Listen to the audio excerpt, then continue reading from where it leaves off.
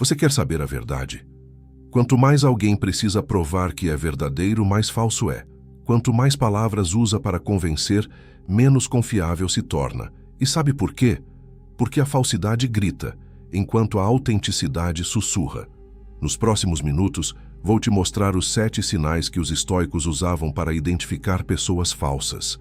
Sinais que estão na sua frente todos os dias, mas que você foi ensinado a ignorar.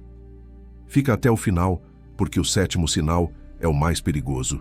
E quando você aprender a reconhecê-lo, nunca mais será enganado. Mas aí já vai ser tarde demais para quem ainda está te usando. Era quinta-feira à noite. Daniel estava sentado na sala, olhando para o celular pela 8ª vez em meia hora. A mensagem tinha sido enviada há 3 horas, visualizada, sem resposta. Era do amigo que ele considerava um dos mais próximos. O mesmo amigo que 2 semanas atrás tinha dito: "Pode contar comigo para qualquer coisa, irmão, sempre." Daniel precisava de ajuda para se mudar. No sábado, nada demais, algumas caixas, algumas horas. Mas a resposta não vinha. O coração apertou, não pela mudança, mas pela percepção. Será que eu estou incomodando? Será que eu interpretei errado a amizade? Ele voltou a olhar as mensagens antigas. Todas as vezes que tinha ajudado, todas as vezes que tinha largado tudo para estar presente. E agora, quando precisava, o silêncio. E a pessoa do outro lado, postando stories na academia, rindo com outras pessoas, marcando todo mundo em festas. Presente para todos, ausente para quem realmente precisava. Quantas vezes você já ajudou alguém que sumiu quando você precisou? Quantas vezes ouviu promessas bonitas que viraram pó na primeira dificuldade? Quantas vezes sentiu que a pessoa estava ali não por você, mas pelo que você oferecia? Quantas vezes percebeu que o afeto só existia quando era conveniente? E o pior, quantas vezes você fingiu que não doía, só para não perder alguém que, no fundo, você já tinha perdido há muito tempo? Eu sei exatamente o que você fez. Você deu o benefício da dúvida. Acreditou nas desculpas, justificou as ausências, aceitou migalhas de atenção como se fossem banquetes de lealdade. Você confundiu palavras com intenções, e quando a falsidade finalmente se revelou, você ainda se perguntou: como eu não vi isso antes? Erro. Você viu, sempre viu, mas foi ensinado a ignorar os sinais, foi condicionado a acreditar que questionar as intenções dos outros é desconfiança, que observar padrões é paranoia, que proteger seu coração é frieza. E então você deixou entrar pessoas que nunca mereceram a porta aberta. A falsidade não se esconde, ela apenas conta com a sua cegueira voluntária. Os estoicos entendiam algo que a sociedade moderna esqueceu. Marco Aurélio, imperador de Roma, escreveu: "Presta atenção às ações, não às palavras, porque as ações revelam a verdade que as palavras tentam esconder." Ele lidava todos os dias com senadores, conselheiros, generais, homens que falavam lealdade enquanto tramavam traições. E ele aprendeu a ler não o que diziam, mas o que faziam quando achavam que ninguém estava olhando. Porque a máscara da falsidade só cai quando o palco está vazio. Epicteto, que foi escravo antes de se tornar filósofo, ensinou algo ainda mais profundo. Ele disse: "Não são as aparências que enganam, é o teu desejo de acreditar nelas. A falsidade não tem poder próprio. Ela só existe porque você quer acreditar na mentira. Porque a verdade dói demais. Porque aceitar que alguém não é quem você pensava significa admitir que você se enganou. E o ego prefere a ilusão confortável à verdade desconfortável." Sêneca foi mais direto. Escreveu: "O homem falso se reconhece não pelo que faz na luz, mas pelo que evita fazer na sombra." E é aí que está o segredo. A falsidade não é o que você vê, é o que você não vê. As ausências, os silêncios estratégicos, as promessas que somem quando é hora de cumprir. Nos dias seguintes, Daniel começou a prestar atenção. Não nas palavras, nas ações. E percebeu algo curioso. O amigo que sumiu na mudança era o mesmo que sempre pedia favores. era o mesmo que só aparecia quando precisava de algo. Era o mesmo que, nas festas, estava rodeado de gente, mas quando Daniel ligava em momento difícil, nunca atendia. O padrão estava ali. Sempre esteve. Mas Daniel nunca tinha parado para ver. Porque ver dói. Porque ver significa agir. E agir significa perder. Mas ele aprendeu. É melhor perder quem é falso do que manter quem te usa. O padrão da falsidade. É invisível para quem não quer enxergar, mas se torna óbvio para quem tem coragem de observar.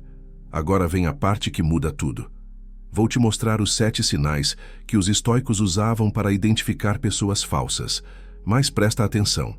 Esses sinais não são sobre julgar os outros. São sobre proteger a si mesmo. Porque o estoico não busca vingança contra a falsidade.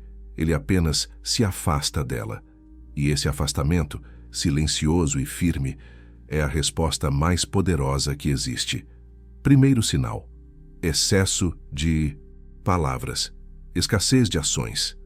A pessoa falsa fala muito, promete sempre, garante a todo momento, usa frases grandiosas para impressionar. Pode contar comigo sempre. Eu nunca te abandonaria. Somos irmãos para sempre. Mas quando chega a hora de agir, ela some. Tem uma desculpa pronta, um imprevisto conveniente, uma urgência que surge justamente quando você precisa. Sêneca dizia: palavras custam nada, ações custam tudo. E a pessoa falsa sabe disso. Por isso ela investe nas palavras, porque são baratas, porque não exigem esforço real, porque é fácil prometer quando não há intenção de cumprir. O estoico observa não o que a pessoa diz na segunda-feira, mas o que faz na sexta-feira. Não o que promete no início, mas o que entrega no fim. E quando há descompasso entre discurso e prática, ele não confronta, apenas marca mentalmente e se afasta com elegância. A boca mente com facilidade. As ações, nunca. Segundo sinal: presença seletiva. A pessoa falsa está presente quando é conveniente, quando há plateia, quando há reconhecimento, quando pode ganhar algo, mas desaparece nos bastidores, nos momentos difíceis, nos dias comuns em que não há nada a ganhar. Daniel percebeu isso. O amigo estava sempre nas festas, sempre nas fotos, sempre visível para todos, mas invisível para ele quando realmente precisava. Marco Aurélio escreveu: a verdadeira amizade se revela não na celebração, mas na crise. Porque qualquer um pode estar ao seu lado quando você está em alta, mas só os verdadeiros permanecem quando você está em baixa. A pessoa falsa é como o urubu, só aparece onde há cadáver para consumir. Quando você está bem, ela quer parte. Quando você está mal, ela some. E se você observar o padrão, vai perceber que ela nunca esteve realmente ali. Estava apenas ocupando espaço, esperando o momento de extrair algo. Quem ama, permanece. Quem finge, escolhe quando aparecer. Terceiro sinal: excesso de elogios públicos, ausência de apoio privado. Presta atenção no que acontece quando alguém te elogia muito na frente dos outros, mas nunca está disponível quando você precisa em particular. A pessoa falsa adora a plateia, porque o elogio público custa nada e rende muito. Cria imagem de bondade, de lealdade, de amizade verdadeira. Mas no privado, quando não há testemunhas, ela é distante, fria, ocupada demais. Epicteto ensinou: aquele que busca reconhecimento externo não tem substância interna. A pessoa verdadeira faz o oposto. Ela é discreta em público, mas presente no privado. Não precisa anunciar a amizade, apenas a vive. Quando alguém te elogia muito na frente dos outros, mas nunca te procura quando está só você e ela, desconfie. Porque o elogio é para a plateia, não para você. O verdadeiro se mostra sem palco, o falso precisa de holofotes. Quarto sinal: comportamento camaleão. A pessoa falsa muda de opinião conforme o ambiente. Com você, concorda com tudo que você diz. Com o outro, concorda com o oposto. Ela não tem posição própria. tem apenas adaptação estratégica. Porque a posição dela não vem de convicção, vem de conveniência. Sêneca escreveu: o homem de caráter não muda de princípios conforme muda de companhia. A pessoa verdadeira tem coerência. Pode discordar de você, pode ter opinião diferente, mas é a mesma pessoa com todos. A falsa é muitas, dependendo de quem está assistindo, e é aqui que a maioria erra. Acha bonito quando alguém concorda com tudo, mas concordância automática não é empatia, é manipulação, porque ela não está sendo honesta, está sendo agradável. E há uma diferença brutal entre os dois. Coerência é rara, conveniência é comum. Quinto sinal: só aparece quando precisa. Esse é óbvio, mas a maioria ignora.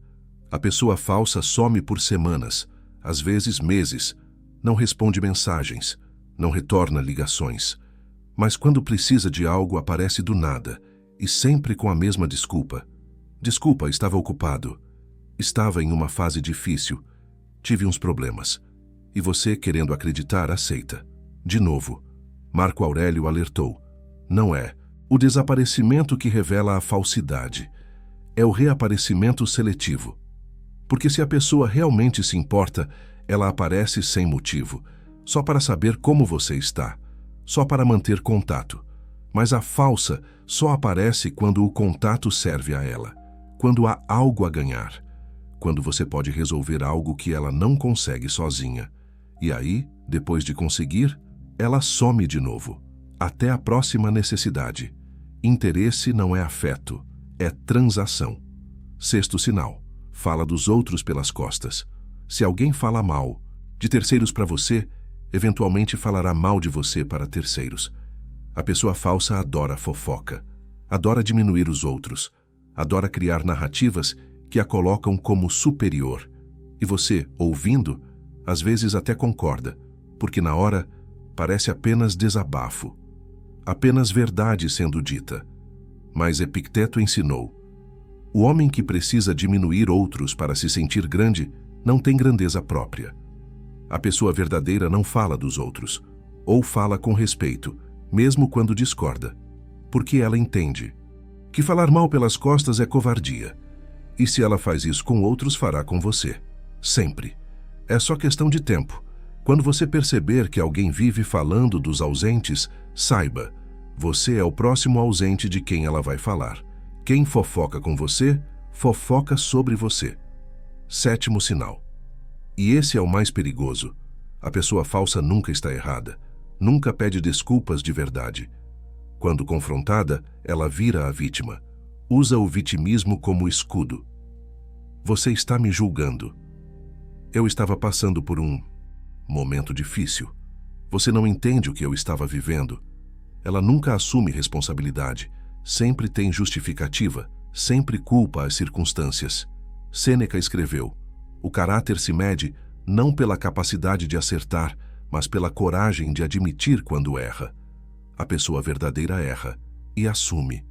Pede desculpas de verdade, não desculpas seguidas de mas, não desculpas que viram acusação, mas desculpas reais, acompanhadas de mudança. A falsa pede desculpas para encerrar o assunto, não para consertar o erro.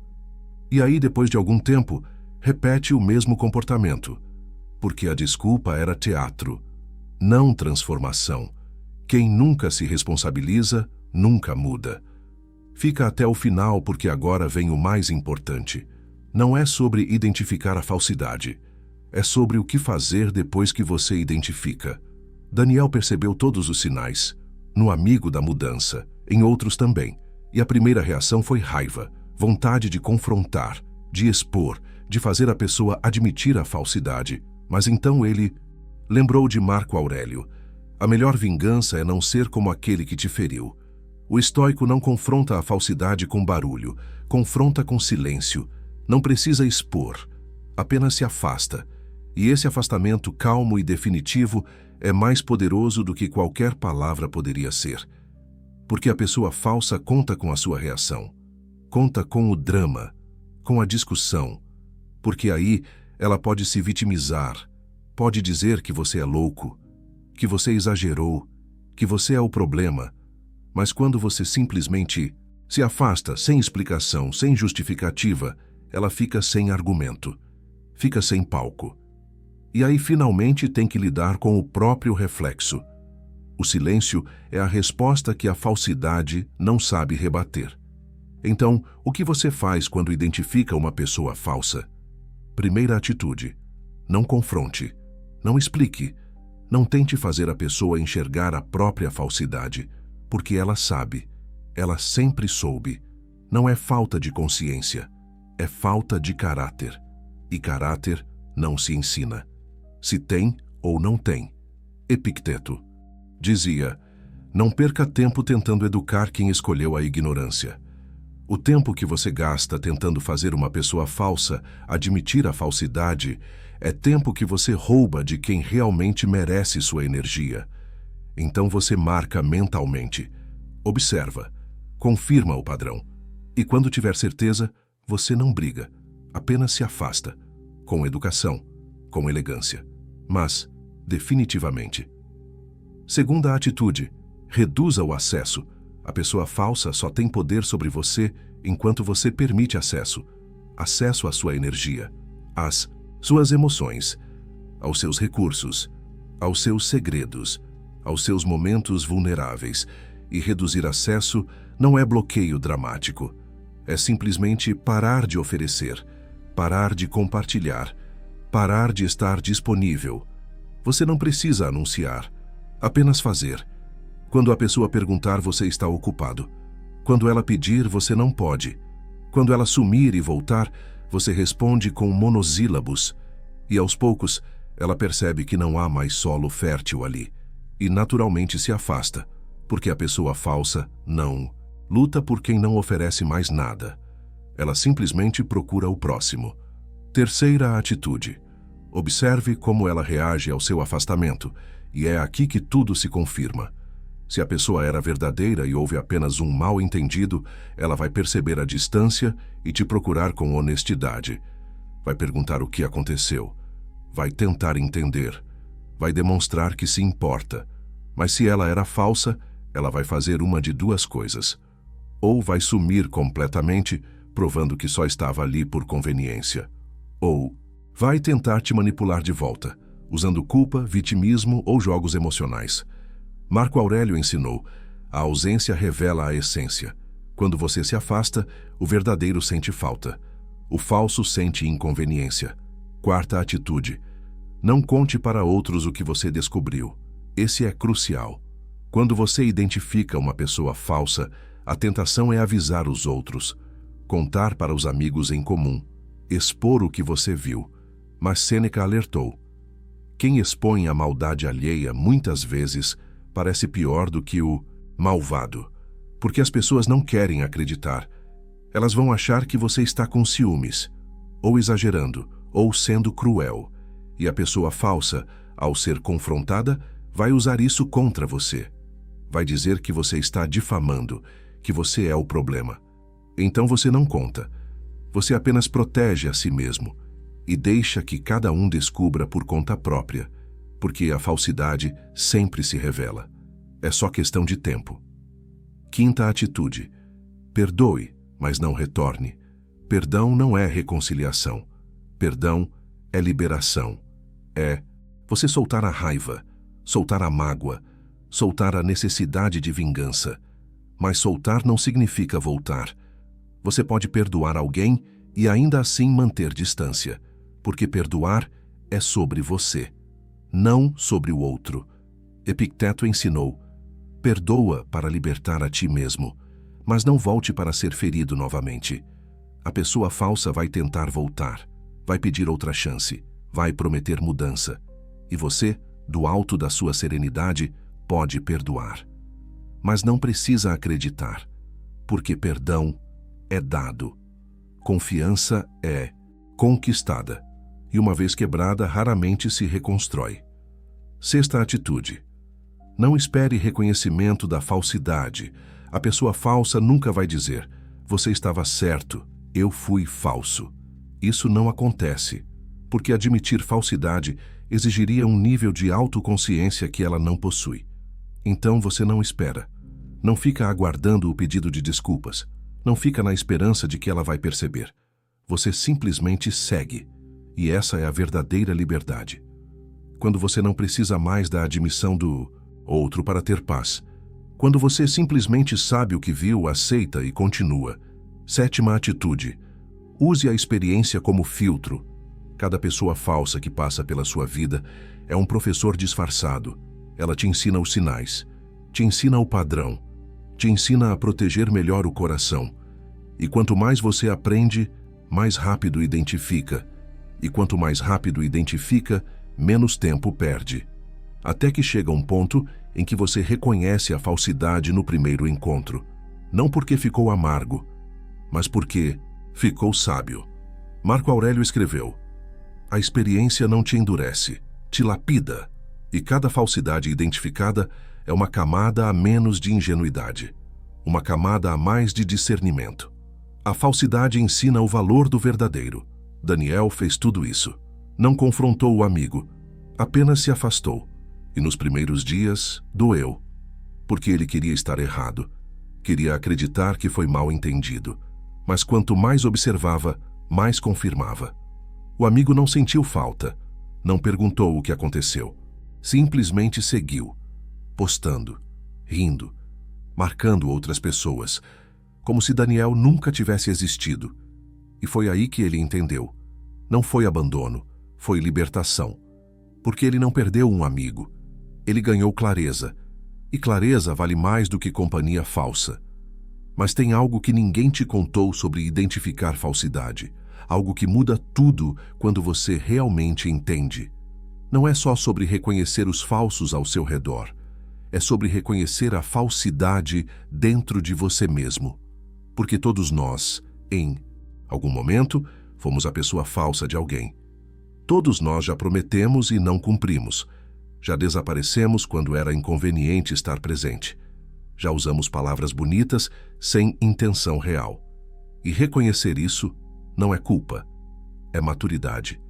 Porque só quem enxerga a própria sombra consegue ter compaixão pela sombra alheia. Só quem admite que já foi falso consegue perdoar a falsidade do outro sem se destruir no processo. Sêneca escreveu: não há homem tão justo que nunca tenha sido injusto. Não há coração tão verdadeiro que nunca tenha mentido. E quando você aceita isso, algo muda. Você para de esperar perfeição. Para de exigir que os outros sejam sempre verdadeiros. E aprende a simplesmente proteger seu coração daqueles que escolhem permanecer na falsidade. Porque a diferença não está em nunca ter sido falso.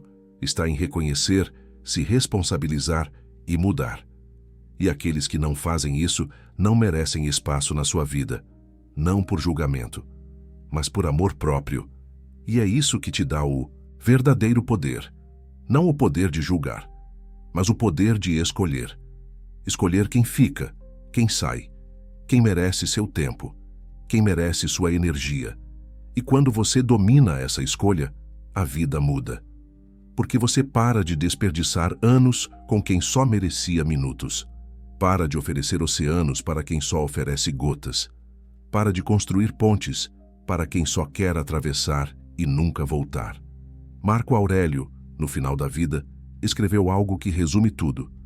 A verdadeira paz não vem de estar cercado de pessoas. Vem de estar cercado das pessoas certas. E as pessoas certas não são perfeitas, mas são verdadeiras. Elas erram, mas assumem. Elas somem às vezes, mas voltam. Elas decepcionam, mas se responsabilizam. E essas você guarda. Essas você protege. Essas você honra. Porque verdade é rara. E quem tem verdade dentro de si, mesmo com todas as imperfeições, vale mais do que 1000 perfeições falsas. Então, olha para a sua vida agora. Olha para as pessoas ao seu redor. E pergunta com honestidade: quantas delas estariam aqui se você parasse de oferecer algo? Quantas te procurariam se você sumisse por um mês? Quantas realmente conhecem quem você é quando a máscara cai? E as respostas vão doer, mas é a dor que cura, porque é melhor a dor da verdade do que o conforto da ilusão. E quando você limpa o jardim das ervas daninhas, finalmente há espaço para as flores crescerem. A falsidade só existe onde há espaço para ela. Tire o espaço e veja o que fica.